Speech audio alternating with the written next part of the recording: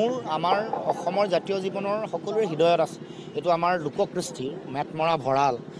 এইটো জীয়াই ৰাখিবৰ কাৰণে পৰিকল্পনা কৰাটো ডাঙৰ কথা নহয়, কিন্তু এইটো কেৱল মাত্ৰ এক্সিবিশ্যন কৰিলে দায়িত্ব শেষ নহয়। বিহুৰ কাৰণে তেওঁলোকে আন কি প্ৰকল্প তেওঁলোকে লৈছে, বিহুৰ গৱেষণা হ'বনে নহয়, ঝুমুৰৰ কাৰণে প্ৰয়োজনীয় যিটো দায়িত্ব ধাৰাবাহিকভাৱে চলি থাকিবলৈ, কাৰণ এইবোৰ অঞ্চলত এতিয়া বাগান অঞ্চলসমূহত তেওঁলোকৰ যিবোৰ মৌলিক সমস্যা এইবোৰে ভাৰাক্ৰান্ত। লোককৃষ্টি এটা জীয়াই ৰাখিবলৈ হ'লে এতিয়া বাগানত তেওঁলোকে পাব লগা প্ৰাপ্য অধিকাৰ নাপায়। দিন মজুৰি তেওঁলোকে পাব লগা আছে 351 টকা, আজিলৈকে দিব পৰা নাই। বাগানসমূহৰ বিদ্যালয়সমূহ খুলিলে এইবোৰ বিদ্যালয়বোৰত কমিশ্যন ল'লে, কিন্তু শিক্ষক নিযুক্তি দিব পৰা নাই। তেওঁলোকে হাজিৰাৰ হিচাপতে চাকৰি কৰি থাকিব লগা হৈছে। খোৱা পানীৰ ব্যৱস্থা নাই, মাটিৰ তেওঁলোকে পট্টা দিব পৰা নাই। তেনেকৈ লোককৃষ্টি বিহুকো বিহুৰ কাৰণে প্ৰয়োজনীয় যিটো মানে জীয়াই ৰাখিবলৈ যিবোৰ দায়িত্ব আছে, এইবোৰ দায়িত্ব কিন্তু চৰকাৰে পালন কৰিব পৰা নাই। যেনে মানে বিহু কেতিয়া জীয়াই থাকিব, যদিহে আমাৰ কৃষি ভাল হৈ থাকিব, আমাৰ কৃষকে পাব লগা মূল্য পাব লাগিব, কৃষকৰ মাজত জলসিঞ্চনৰ ব্যৱস্থা হ'ব লাগিব। কাৰণ বিহু এটা কৃষিভিত্তিক উৎসৱ, আনকি ঝুমুৰো কৃষিভিত্তিক উৎসৱ, কৃষিৰ লগত জড়িত। যে চাহ শিল্পক সংকটত পেলাই ঝুমুৰৰ বিশ্ব অভিলেখ গঢ়াটো মুখ্যমন্ত্ৰী কি কথা মই ধৰিব পৰা নাই। আজি চাহ শিল্পটো আজি সংকটত আছে, আমাৰ কৃষকসকল আজি সংকটত আছে। 98% কৃষিভূমিত জলসিঞ্চনৰ ব্যৱস্থা নাই। আমাৰ কৃষকে এটা খেতি কৰোঁতে ককবকাই আছে, একেটা খেতিয়ে ভালকৈ কৰিব নোৱাৰে, 3টা খেতি কেতিয়া কৰিব, জৈৱ কৃষি কেতিয়া তেওঁলোকে মানুহৰ মাজলৈ আহিব।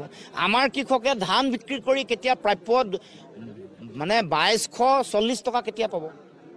এতিয়া এইবোৰ কথা মৌলিক কথা। ভাল কৃষি হ'লে চাহ শিল্পটো জীয়াই থাকিলেহে আমাৰ বিহু জীয়াই থাকিব, ঝুমুৰ জীয়াই থাকিব। মৌলিক কথাটো এডভান্টেজ আছাম চব। যোৱাবাৰ এডভান্টেজ আছামত কি কৈছিল, কিবোৰ প্ৰতিশ্ৰুতি দিছিল, পালন হ'ল নেকি, কিমান বিনিয়োগ হ'ল, শ্বেতপত্ৰ প্ৰকাশ কৰিব লাগে। কিমান বিনিয়োগ হৈছে এডভান্টেজ আছামত যোৱাবাৰ হোৱাৰ পাছত। এইটোতো কণ্টিনিউৱাছ প্ৰচেছ, ধাৰাবাহিক প্ৰক্ৰিয়া এটা। যোৱাবাৰ উদ্যোগপাতি অসমলৈ আহিলে নেকি, বা অসমত বিনিয়োগ হ'ল নেকি। এডভান্টেজ আছামৰ সময়ত তেওঁলোকে যিবোৰ প্ৰতিশ্ৰুতি দিছিল, টুইন টাৱাৰকে ধৰি বিভিন্ন বিনিয়োগ, আমাৰ পানীৰ সদব্যৱহাৰ হ'ব, আমাৰ চাহৰ নতুন ধৰণে ব্ৰেণ্ডিং হ'ব, আমাৰ জৈৱ পৰ্যটন, সাংস্কৃতিক পৰ্যটন, এইবোৰৰ সামগ্ৰিক উন্নয়ন হ'ব, এইবোৰ নতুন পৰিকল্পনা হৈছিল। আমি আত্মনিৰ্ভৰশীল হ'ম, এইবোৰ যিবোৰ এচেঞ্চিয়েল কমডিটি, অত্যাৱশ্যকীয় সামগ্ৰী, এইবোৰতো বিনিয়োগ হ'ব, জৈৱ কৃষি হ'ব, জৈৱিকভাৱে অসমখনক আগবঢ়াই লৈ যোৱা হ'ব। এইবোৰ ক'ত ফুটুকাৰ ফেন। মই এইবোৰ কথাই ক'ব, মানে মুখ্যমন্ত্ৰীয়ে কওক যে মই বোলে এটা সামগ্ৰীত আত্মনিৰ্ভৰশীল হ'লোঁ অসম, বোলে ধান মই চাউল বেলেগৰ পৰা আনিব লগা নহয়, বোলে কণী বেলেগৰ পৰা আমদানি নাই কৰা যোৱা 5 বছৰত, এইটোকে কওকচোন।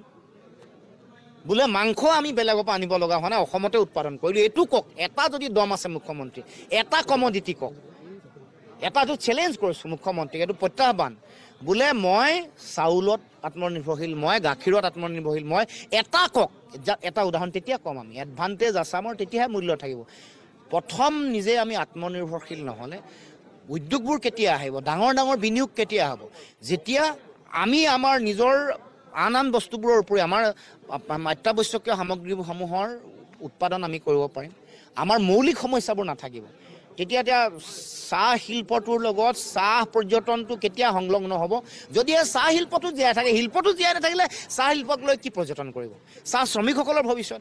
কৃষি যদি জৈৱিক কৃষি বা গাঁৱত যদি কৃষিটো ভাল হৈ নাথাকে, কৃষকসকলক লৈ বা বিহুক লৈ কি পৰিকল্পনা কৰিব। গতিকে আমিতো প্ৰথমে আমাক জীৱন ধাৰণৰ মানদণ্ডটো উন্নত হ'বলৈ দিয়ক, আমি ধনী হৈ থাকিবলৈতো দিয়ক, অন্ততঃ খাই বৈ ভালকৈ জীয়াই থাকিবলৈ দিয়ক। সেইটো কৰিবলৈ মুখ্যমন্ত্ৰীৰ কোনো পৰিকল্পনা নাই। এনে এটা চমক সৃষ্টি কৰিছে, এইবোৰ এটা পইচা আগতেও খৰচা কৰিছে। আনকি জন্মদিনতো শিল্পী আনি তেওঁলোকে শ কোটি টকা ঠিকাদাৰক জোৰ জবৰদস্তি টিকেট দিয়াৰ উদাহৰণ অভাৱ নাই।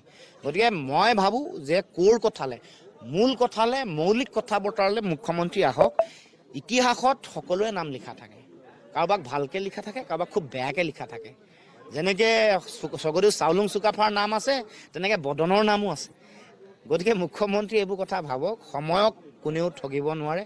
যেনেকৈ শৰৎ সিংহৰ কথা কয়, যেনেকৈ লোকপ্ৰিয় গোপীনাথ বৰদলৈৰ কথা মানুহে গৌৰৱেৰে কয়, তেনেকৈ কিন্তু বেয়া কাম কৰা মানুহৰ নামো লিপিবদ্ধ হৈ থাকে ইতিহাসত। গতিকে মুখ্যমন্ত্ৰীয়ে এইবোৰ কথা অকণমান ভাবি চিন্তি সময় থাকোঁতে সম্বিত ঘূৰি আহিব লাগে, জ্ঞান ঘূৰি আহিব লাগে, আৰু সমাজৰ প্ৰতি দায়িত্ব পালন কৰক।